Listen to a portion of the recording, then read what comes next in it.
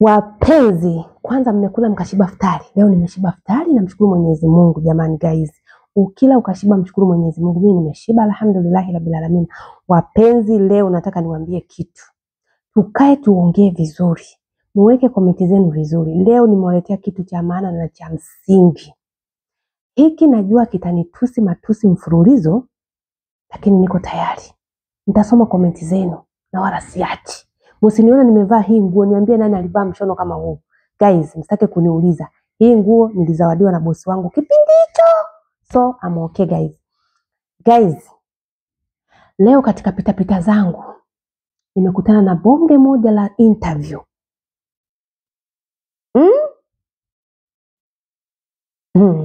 Kwanza niweke pumzi kwanza. Nimekutana na bonge moja la interview jamani, ni aibu. Ni aibu. Unajua ni aibu? Bosi alikuwa anafanywa interview, bosi kutoka Omani. Yaani ni aibu. Kama unafanya hivi jamani ni aibu. Nikiwaambia ukweli, mnaniporomeshia matusi. I'm ready. I'm ready guys. Nawasubiria mniporomoshe niwaambie kitu. Nimekutana na interview, bosi anahojiwa mwanamume. Akawa anahojiwa, kuna msichana mmoja alikuwa analalamika, tukienda kule tunateseka, sisi tunafanyaje? Ameongea vyote mfanyakazi wa ndani. Na hisi yuko TZ, kasharudi kwao. Sasa yule bosi akaanza kusema hivi, kama kuna mtu anateseka katika hiyo nyumba yoyote ya Omani, anipigie simu. Mpo? Apigiwe simu huyo bosi, akishapigiwa simu huyo bosi, amfuatilie mpaka alipo. Nikasema alhamdulillah tumepata mtetezi, bosi huyo. Na anaongea Kiswahili. Huyo bosi ni wale wa bosi wa Zanzibar walozamia Omani, wanakaa Omani, wana uraia wa Kiomani. Na wanakuwaga na roho nzuri mashallah. Mabosi wa kiume mashallah. So guys, tunaenda kwenye point. Mujishangae sasa, nimewaambia mtashangaa. Sasa alichokisema, mtu akipata shida amtafute kwa namba yake. Ukinifuata private nitakuelekeza uende ukachukue kwenye interview. Sijachukua namba yake. Sijataka. Maana ni aibu. Akaulizwa, haya mambo kweli yanatokea? Hakukataa. Akasema haya mambo kila sehemu yapo. Hata kama Tanzania yapo, iwe Burundi yapo, Kenya yapo, Saudi Arabia, yani kila sehemu inayoitwa hii ni nchi, lazima matukio mbalimbali yanakuwepo. So wapenzi, narudi hapa kwenye kushangaa. Na ni aibu. Hapo katika hiyo nyumba ya huyo baba, kuna mfanyakazi amekaa miaka 18. Miaka 18 anafanya kazi katika ile nyumba. Niambieni miaka 18 nga ameenda akiwa na umri wa miaka mingapi? Mpaka saizi piga darubini na nani yako na kamera yako jiulize. Amezeeka kiasi gani katika hiyo nyumba? Yule mtangazaji nilichoshukuru Mungu akamuuliza hivi, ina maana huyo mwanamke bado yupo kwako miaka yote ile? Akasema ndio, hataki kurudi kwao, anasomesha watoto wake. Akamuuliza, ina maana anazeekea kwako? Yule bosi akaitikia ndio, kashazeeka. Hivi nyinyi wanawake mnakuwa mna akili? Unakaa miaka na miaka ukitafuta tunasomesha watoto wako. Mwili unachoka. Damu itachemka mpaka inakuja kustop. Binadamu anahitaji mapumziko. Huku tunafanya kazi kuanzia Jumamosi, kuanzia Jumatatu mpaka Jumapili, Jumatatu mpaka Jumapili. Miaka miwili unamaliza, miaka mingine tena, na miaka mingine tena. Utakuwa mzima wewe? Tuliwekeni tu mezani, leo nataka tuliweke hapa mezani. Mnitukane mnavyojua. Hii unakuwa mzima wa akili kweli? Ulipotoka kwenu umeua. Mazingira kwenu ni magumu kiasi hicho, unang'ang'ania kwa Mwarabu miaka 18. Miaka 6 tu ndo aliwahi kwenda akarudi, ile miaka ya mwanzo. Anaenda akimaliza miwili anaenda anarudi. Anaenda anarudi. So hii mingine kagonga akiwa pale pale hiyo miaka mingine. Wapenzi, na ndio maana unajikuta watoto wa Waarabu wanawapiga. Kasha kuchoka. Na pengine wanaagiza na wazazi wao. Mimi mashtaka hayo ninayo kibao. Utasikia mida Aisha napigwa na watoto wananidharau. Mwanzo hawakuwa hivyo. Na muulizo na miaka mingapi hapo? Sasa hivi mwaka wa 8 unaenda 10. Na linyuni kilinyuni niambia ushadharaulika. Kusanya vilago vyako mama. Kama hujapata, shukuru Mwenyezi Mungu. Jamani wanawake, tuacheni kung'ang'ania kwa Waarabu. Riziki jamani, ukishaona riziki imegoma, wewe utasomesha watoto wako mpaka wamalize chuo kikuu ukiwa unafanya kazi kwa Waarabu? Toka wanaanza chekechea mpaka wafike chuo kikuu, utakuwa na miaka mingapi? Unakubaliwa kupita airport, ukishaona sasa ushazeeka, unakuwa kurudi tena nyumbani. Unagonga pale pale tu mama, unaongeza muda pale pale. Hivi mna akili timamu nyinyi? Uendi kuona watoto wako, unasema nasomesha wanangu. Uendi kuona wazazi wako, uendi kuona familia yako. Ni akili hiyo? Mniambie tu leo, hiyo ni akili? Mkiambiwa mnaanza sijui kila mtu na maisha yake. Lakini jamani, tuambizane ukweli, hiyo ni akili ya kijinga. Mpaka yule mtangazaji ameshtuka, akamuuliza huyu mtu anazeekea tu kwako? Akasema yeye anataka kusomesha watoto wake, anasomesha. Mnasomesha mitoto, mnang'ang'ana kusomesha mitoto, mwisho wa siku inakuwa mivuta bangi. Wangapi ninawajua. Unamsomesha mtoto we mama, unajinyima. Hapo alipo yule mama hata kujenga sidhani kama kajenga. Mtoto anakuja kwa mvuta bangi, msichana anapigwa mimba, anaishi tena pale nyumbani. Hiyo pesa ulikuwa unamsomesha ishapotea. Unadhani kumtafutia kulea mjukuu. Hivi mnakuaga mnafikiria kwenye akili zenu zinaingia sawa sawa? Yaani uwekeze kwa Kiafrika kwetu, uwekeze kwa mtoto. Nguvu zako ziishie kwa mtoto. Hatukatai watoto tuwasomeshe. Hizo nguvu zote zinaishia kwa mtoto. Una uhakika mtoto atakuja kupata kazi na akusaidie? Kwa sababu utakuwa tena unataka kusaidiwa. Ushazeeka. Huna mpya. Kwanza wale watoto mapenzi wanapoteza. Kama uliwaacha kwa shangazi ndio utakapata mapenzi ya wale watoto. Wewe wasomeshe tu mama, endelea kugonga msumari, somesha wale watoto. Huduma zote kwa shangazi yao. Kama uliwaacha upande wa babani, kama uliwaacha upande wenu, watamjali yule ambaye anawalea, sio wewe unayetuma pesa. Unalijua hilo? Unakubali kuzeekea kwa Mwarabu kwa sababu unasomesha watoto wako? My friend, wamemaliza hiyo chuo. Wangapi wana madegree na wapo tu nyumbani? Wangapi wamesomesha watoto zao sasa hivi wanawatafutia hizi kazi za kuja kwa Waarabu? Usishangae ukaishia kusomesha watoto wako, ukatoka huku wewe mwenyewe ushachoka, ushazeeka, ujiwezi tena, miguu mama inakuuma, pressure ya kupanda na kushuka, imekaa kama vile mlima wa Kilimanjaro. Hiyo pressure hiyo. Mtoto atakuja kukuangalia, anakupita kama takataka. Tumeona watoto wa Sala kajiwekelea, wewe Mwenyezi Mungu amrehemu. Yule bibi alikuwa na miaka mingapi? Miaka 60. Mnaokataa na mkataa, alikuwa na miaka 60 yule bibi. Baada ya kuona sasa kashazeeka, kupita airport hawezi, akaamua kugonga msumari pale kwenye hiyo nyumba. Na mnataka maisha kama hayo? Mimi simlazimishi mtu, lakini mnataka maisha kama hayo. Haya, unaenda kula lini? Wewe utaenda kula lini maisha yako sasa? Furaha yako utaenda kuenjoy lini? Yaani unakubali ujana wako wote uishie kwa Waarabu mpaka uzee na wenyewe upo. Jamani, mnadharaulika. Ninavyoambia tu mimi mwenyewe sasa hivi nimekaa hii miaka, naona kama vile sina akili, ila nimekaa kwa sababu ya shida. Mimi katika hizi kazi sasa hivi nikimaliza kabisa, toka naanza hizi kazi nikimaliza muda wangu hapa, miezi iliyobaki, nitakuwa na miaka 6 katika hii kazi. Niko hoi. Wewe mwenye miaka 18, miaka 10 kuendelea, unawezaje? Mwenzenu hii miaka namuomba Mwenyezi Mungu kabisa anitolee hii roho ya ushetani kufuata pesa. Sio nasikia Saudi Arabia kuna pesa naenda, nasikia sio Oman tena kuna pesa nitoke Dubai tena niende kule, nisikie sijui kuna Marekani niende. My dear, hizi nchi zote zinapigika, unapigika na kazi. Unapigika na kazi, wewe ni kupigika, mimi inachoka. Mnasema mtu akirudi nyumbani akasaidiwa na nani akifanya. Jamani, kwani watu wa kujiongeza? Yaani sasa mmeshawekelea wanawake, hata kuingia kwenye magrupu ya wanawake wanadanganya na ujinga tu.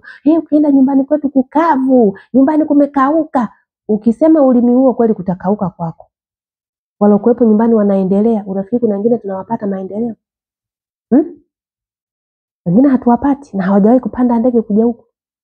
Kwa nini usitawakali Mwenyezi Mungu akujalie ukapambane tu nyumbani? Tuna watu wengi tunawafahamu jamani, wana miaka na miaka na miaka na miaka, mwisho wa siku unadharaulika. Hebu ona yule baba nyodo anazoziongea. Eti anazeekea kwangu. Hanala. Yaani mpaka watoto washa kuchoka. Wanakupiga mama. Unasema siku hizi tu amenizoea, wamekuzoea, wamekuchoka.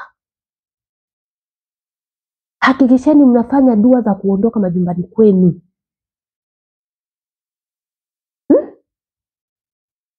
Fanya dua za kuondoka majumbani kwenu. Na wanaume niwaambie tu, kama wanaume nafuatiliwa na watu wengi, wanaume ukikubaliana na mke wako aje afanye hizi kazi, jua hapo ndoa imesha kufa. Hiyo ndoa imefariki. Hakuna ndoa tena hapo. Pesa aje afike huku Dubai, aende Omani, aende Saudi Arabia, aende Kuwait, aende zake Iraq, umekwisha baba. Hapo ndoa hakuna. Huku tuna magrupu yetu wa mama, lakini akili ya mtu kichwani. Ndoa nyingi zimevunjika kuja huku, watu kama mashetani yanaingia kichwani, wadudu wa kichwa.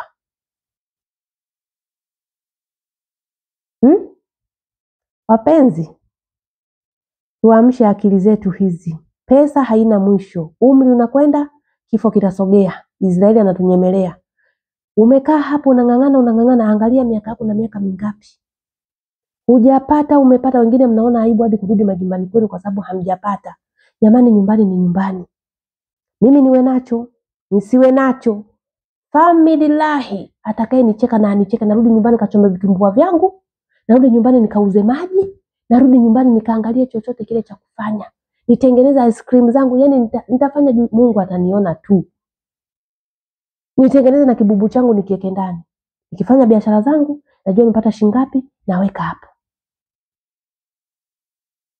Guys, ukifanya biashara zako ndogo ndogo, shida ya biashara zingine hamuzitaki, kama kuuza vitumbua. Hasa watu naokaa vijijini tunajua hiyo biashara ina faida. Unakoroga unga wako, uji wako wa mchele pale, unaweka beseni lako kubwa. Hebu piga tu harambee kwa watoto. Jamani, kesho kuna vitumbua. Mwenye kupima kibakuli mama cha kupima mpunga, mwenye kukupimia mahindi, mwenye kukuletea pesa, umekaa hapo hapo ndani, tena vijijini ndani umekaa. Unashtukia tu gunia lako linanyanyuka la chakula. Lipige bei, badilisha pesa. Piga hesabu na hilo nanili lako, hilo beseni ulokorogea uji wa vitumbua. Unapata mara 5 yake. Sio kama naongea tu. Tuliokaa vijijini tunajua ndio biashara zilizotukuza. Wazazi wetu wametukuza kwa kuuza vitomato.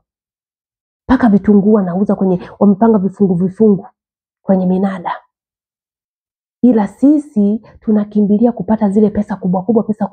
Pesa kubwa ni shilingi ngapi wengi mnaopata pesa? Unapata sana 700,000.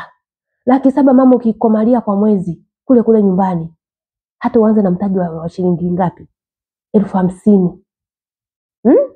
50,000 hii inaweza kukuzalishia. Naongea na mimi mmoja wapo nikiwepo. Jamani, mimi nikimaliza na kung'uta kabisa. Nikikanyaga nyumbani mguu, Mwenyezi Mungu anijalie, nitawapostia ninachokifanya chochote kile. Nitawapostia, naambia shangazi yenu, dada yenu, nimestick hapa. Mimi na Waarabu tena, bye. Siwezi tena. Nalinda nini? Kaumri kangu at least. Hapa nilipo nahitaji kuolewa. Heshima ya mwanamke ni ndoa. Heshima ya mwanamke ni ndoa. Wote tunapoishi, tunaokaa huku, wengi wao single mother. Na single mother wengine mmeutaka. Hamtaki kuolewa. Mnakimbiza pesa. Nataka kujenga, guys. Jenga kitu kadogo ambako kitakufanya miaka yako 2-3 unakuwa umeshamaliza. Sio tafuta pa kuishi. Mtu anataka apate nyumba ya kuishi, apate na nyumba ya wapangaji, apate na kusomesha watoto wake. My dear, kwa pesa gani ya Waarabu? Kwa pesa gani ya huku ya kukaa ukapate nyumba ya kupangisha kwa muda mfupi, upate nyumba ya kuishi, usomeshe watoto wako mpaka wamalize chuo kikuu? Kwa pesa gani? Na kwa umri gani uliokuwepo nao? Umeanza ukiwa na miaka 15? Labda kama umeanza na miaka 15 mama, utafikisha au mafanikio ukifikisha miaka 35, 30 ushayapata.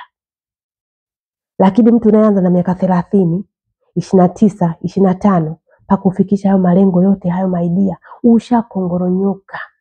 Unadharaulika vya kutosha kwa hawa watu. Yaani wanakufanya ufisadi. Wengine mnapelekwa mpaka majumba mawili hamsemi. Washakuona wewe huna pa kwenda. Utaenda wapi? Unapelekwa kila sehemu mama wewe. Unapigishwa kazi. Wengi ninawajua wanapigishwa kazi. Ukimuuliza na miaka mingapi katika hiyo nyumba anakwambia, sasa hivi nina miaka 8, sasa hivi nina miaka 6, nina miaka 5. Maidi anapigika huku na huku. Na wengine mnafika mnalivamia jiji, mnajifanya mnajua kupika visheti, kutengeneza chapati, mabarata mama, nyie kila kitu mnajua changano. Ukitaka ufe kwenye kiflampeni, muonyeshe mwajiri wako hivyo vitu vya ngano. Utakwisha. Ukirudi kwenu una TB, mnatengeneza makubusi yale. Na ukishakuwa umezoeleka miaka yote, huwezi kukataa. Huwezi kukataa. Hizi kazi zinatumaliza. Mimi yangu guys ndio hayo. Yangu ndio, yani katika pita yangu leo nakwambia nimejifunza kitu. Mwarabu anaongea hivyo. Anazeekea kwangu. Yani anajisifia. Ukimkuta huyo mzee sasa hivi anavyotumikishwa, mimi nimewaona, nimekaa na wazee. Yani unachukuliwa the same na yule kijana. Tena wewe wa zamani ndio utapigishwa kazi, wanajifanya huyo anajua kila kitu. Wenzetu hawajuagi kuwa kwamba nimeleta supporter, amsupport huyu tayari kashatufanyia sana kazi. Huyu akae kidogo kama vile ndugu. Hakuna hiyo. Mwendo ule ule. Tena kawe afadhali na alofika mgeni ambaye kijana. Wewe ulofika muda mrefu umezeekea pale ndio unapigishwa kazi za upishi.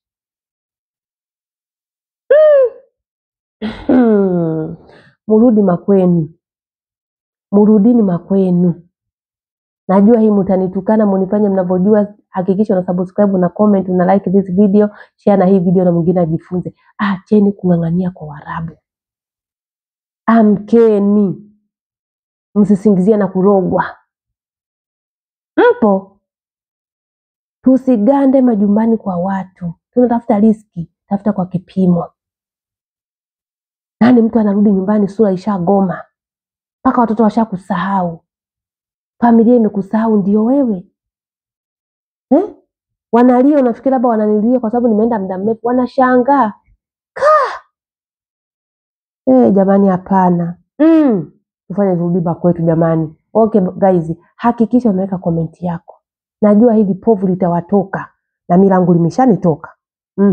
Tukutane kwa comment. Bye bye.